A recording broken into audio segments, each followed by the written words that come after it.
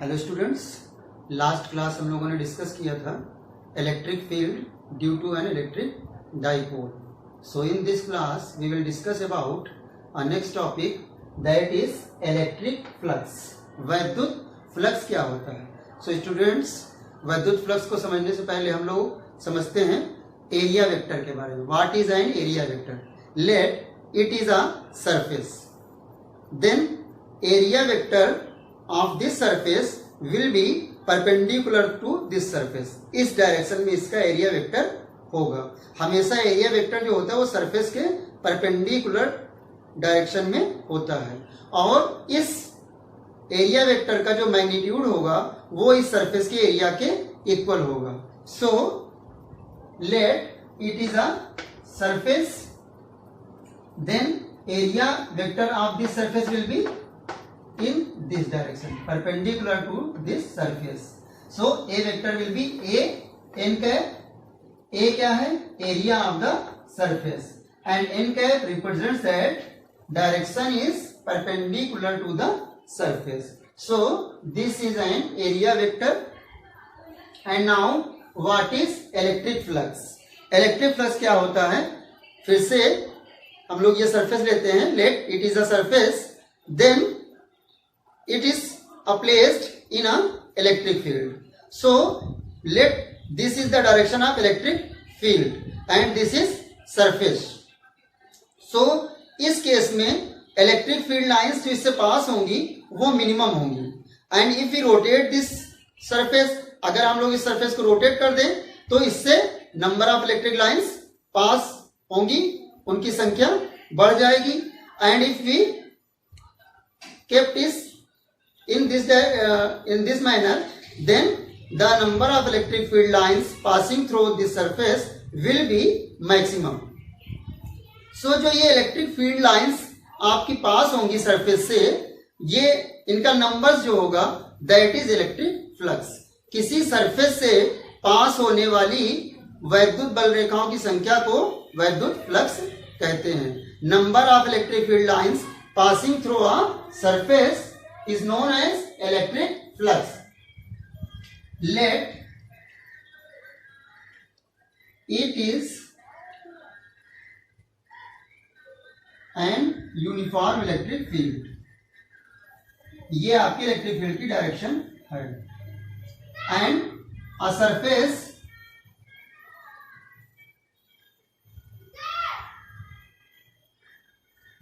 is placed making angle theta. This is the surface and its area vector will be in this direction. And angle theta is the angle between this area vector and electric field. Angle theta वैद्युत क्षेत्र E और area vector A के बीच का कोण होता है.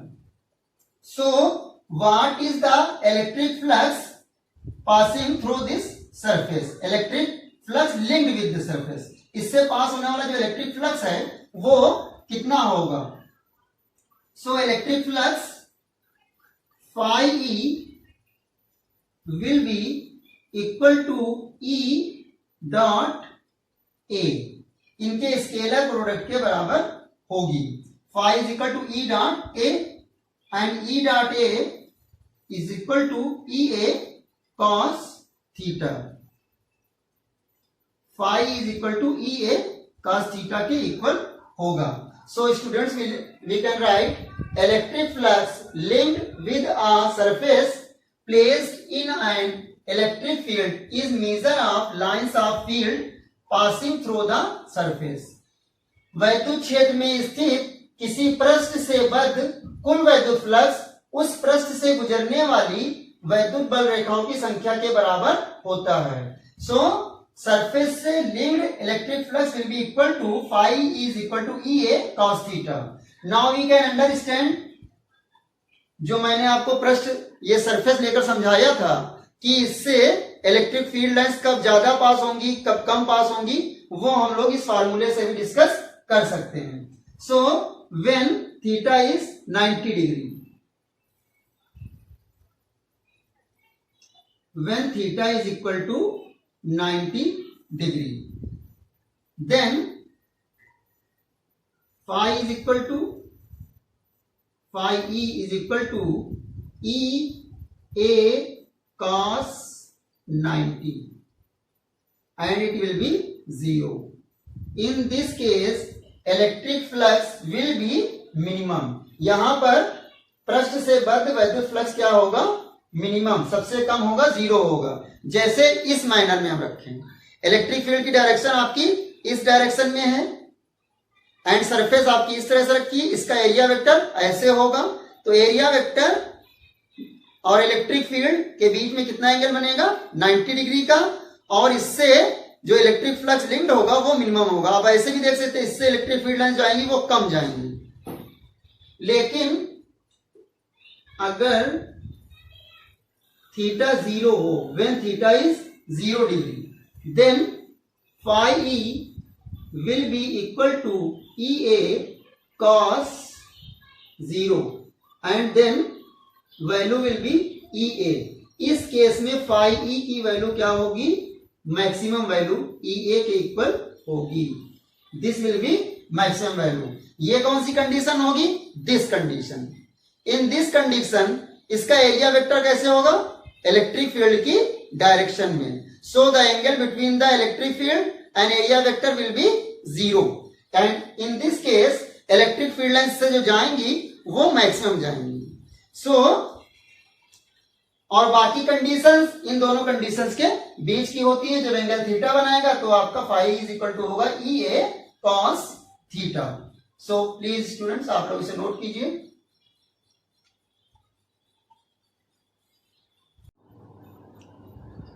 So students, what will be the unit of electric flux? वैद्युत flux का मात्रक क्या होगा? phi e is equal to ea cos theta. So what is the unit of e? Unit of e is Newton per coulomb. And what is the unit of e? Meter square. So unit of phi will be Newton meter square per coulomb. And what is the dimension of electric flux?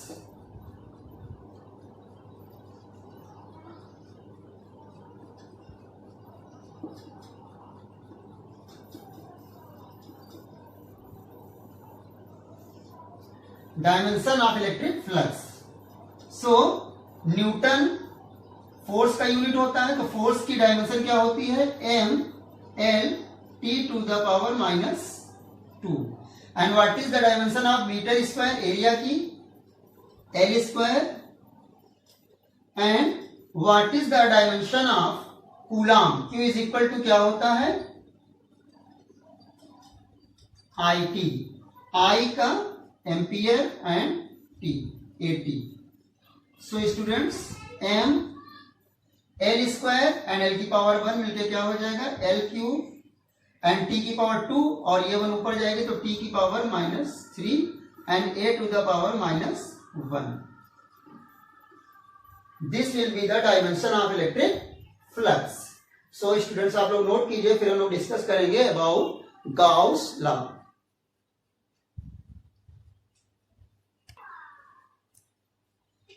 So students अब हम लोग discuss करेंगे Gauss law के बारे में. What is Gauss law? Gauss का नियम क्या होता है? According to Gauss, let it is a closed surface.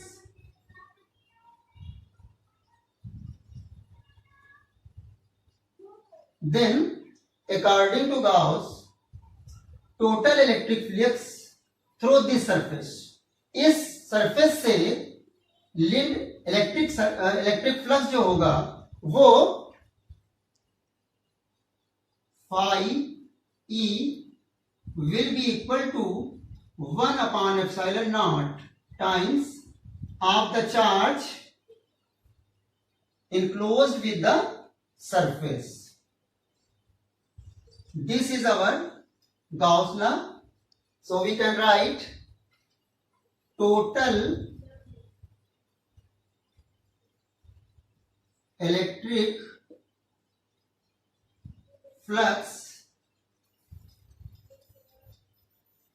through a closed surface is 1 upon epsilon naught times of the charge enclosed with the surface. किसी बंद पृष्ठ से गुजरने वाला कुल वैद्युत फ्लक्स उस पृष्ठ से बद्ध आवेश का 1/ε0 गुना होता है। किसी भी क्लोज सरफेस अगर है तो उससे जो इलेक्ट्रिक फ्लक्स पास होगा through that surface that will be 1/ε0 times of the charge enclose with the surface. इस सरफेस से इनक्लोज जितना भी इस सरफेस पर चार्ज है उस चार्ज का 1/ε0 टाइम्स होता है। So we can prove it. Let it is a close surface, let it is a sphere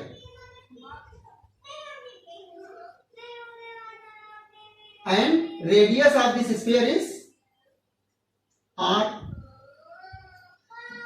It is placed in an electric field. This is the direction of electric field and this is a small area vector delta A. This is in the direction of electric field. So let first it is a small area, then we can write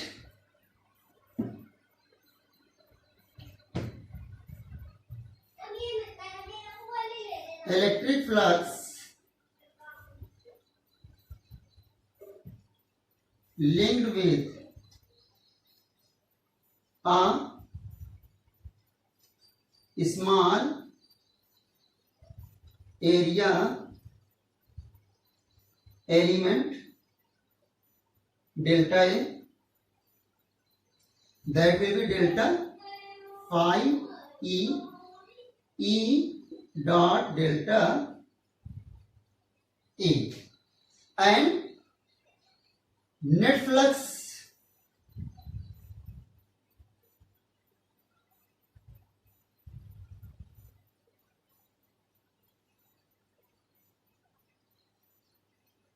through whole surface, पूरी surface से गुजरने वाला जो electric flux होगा वो कितना होगा students? इसका इंटीग्रेशन करने पे हम लोगों को मिल जाएगा डेल्टा फाई ई का integration will be equal to E into delta A. So delta phi जब हम लोग ऐसे छोटे छोटे पार्ट से पास होने वाला इलेक्ट्रिक फ्लक्स लेकर उनको अगर हम लोग जोड़ दें तो वो क्या हो जाएगा? Total flux passing through the surface, इस सरफेस से गुजरने वाला टोटल फ्लक्स।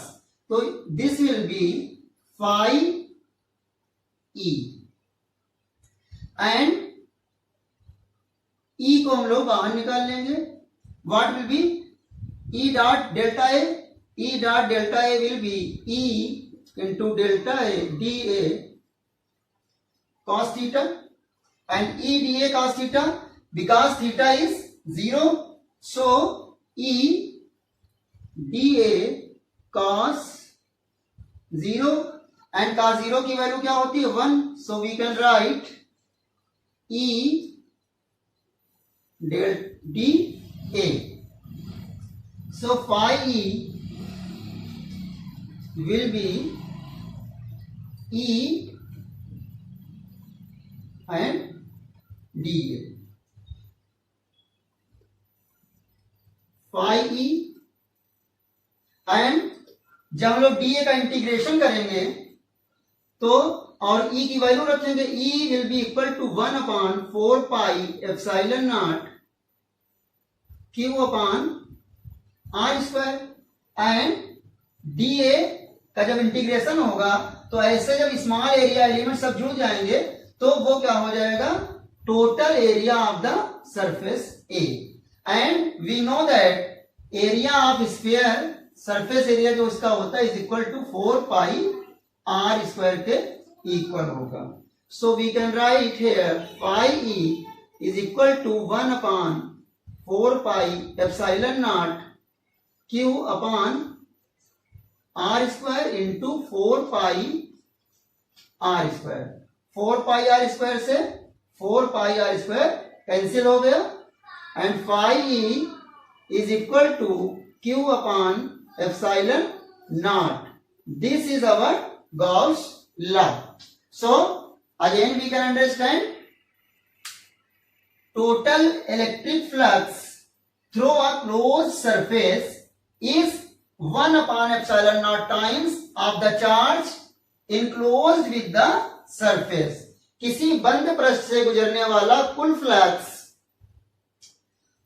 उस पृष्ठ से बद्ध कुल आवेश का 1/epsilon naught गुना होता है। मान लीजिए ये आपकी कोई सरफेस है and this is the direction of electric field and it's area vector dA is in the direction of electric field. So electric flux linked with a small area element dA। इस small area element dA से enclosed जो electric flux है वो क्या होगा, d phi E is equal to E dA and net flux through whole surface हमको कैसे मिलेगा, इस स्मॉल फ्लक्स का इंटीग्रेशन करने पर। सो इसका इंटीग्रेशन करेंगे, इधर भी इंटीग्रेशन हो जाएगा। डी फाई ई का इंटीग्रेशन करने पर हम लोगों को इस सरफेस से पास होने वाला टोटल इलेक्ट्रिक फ्लक्स पता चल जाएगा। सो ई डी ए किसके इक्वल होता है, E D A cos theta and cos theta, theta की वैल्यू यहां पर क्या है 0। So E D A cos 0 and cos 0 is equal to 1। So E D A and now E को हम लोग बाहर निकाल लेंगे और डी ए को अंदर रखेंगे। सो जब डी ए का इंटीग्रेशन कराएंगे, इंटीग्रेशन का मतलब होता है ऐसे सारे छोटे छोटे एरियाज का सम। तो जब सारे एरियाज का सम हो जाएगा तो that will be equal to area of the surface. And surface आपकी कैसी है, स्फीयर है ये, तो स्फीयर का एरिया किसके इक्वल होता है, 4 पाई R स्क्वायर के इक्वल होता है। सो और E की value 1/4 pi epsilon naught Q upon R square and A की value 4 pi R square. 4 pi से 4 पाई कैंसिल हो जाएगा, R स्क्वायर से R स्क्वायर कैंसिल हो जाएगा। So phi is equal to Q upon epsilon naught. So please आप लोग इसे नोट कीजिए।